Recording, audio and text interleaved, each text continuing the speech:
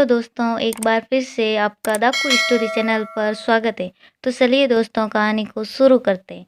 एक बार एक लड़की थी जिसका नाम सुलेखा था। सुलेखा शहर में रहती थी। उसके परिवार में उसके मम्मी पापा, बड़ा भाई और दादा दादी भी थे जो गांव में रहते थे।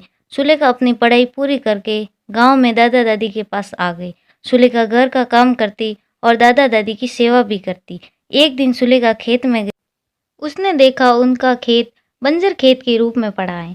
सुलेखा घर आई और दादा दादी को कहा कि मैं खेती करना चाहती हूँ। तो उसके दादाजी बोले, बेटा खेती करना घर के काम जितना आसान नहीं है, तुमसे ये नहीं होगा। सुलेखा ने कहा, दादाजी जिंदगी में कोई भी काम ना तो सरल होता है और ना ही कठिन।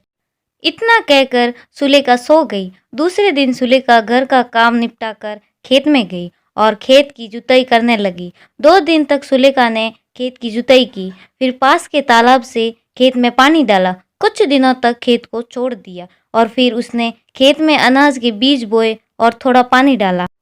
सुलेखा बहुत खुश थी कि इतनी तो मेहनत हो गई, अब सिर्फ फसल उगने व पकने का इंतजार है। अब सुलेखा रोज घर का काम करके खेत में जाती। कुछ ही दिनों में फसल उग गई। सुलेखा ने फसल में उगी घास को हटाना शुरू किया और साथ ही साथ पौधों को पानी देती। ऐसे करते करते सुलेखा की फसल पककर तैयार हो गई।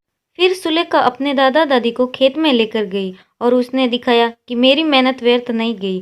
सुलेखा ने फसल को काटना शुरू किया। सुलेखा की दादी भी फसल काटने के लिए तैयार हुई। सुलेखा ने कहा, नहीं दादी, यह मेहनत शुरू से मैंने अकेली ने की है, तो इसे पूरा भी मैं ही करूंगी। फसल को काट कर सारे से अलग किया। सुलेखा ने अनाज को 2 भागों में बांटा, एक भाग घर के लिए और दूसरा भाग गरीबों के लिए, और सारे को गांव में भटक रहे भूखे जानवरों को डाल दिया।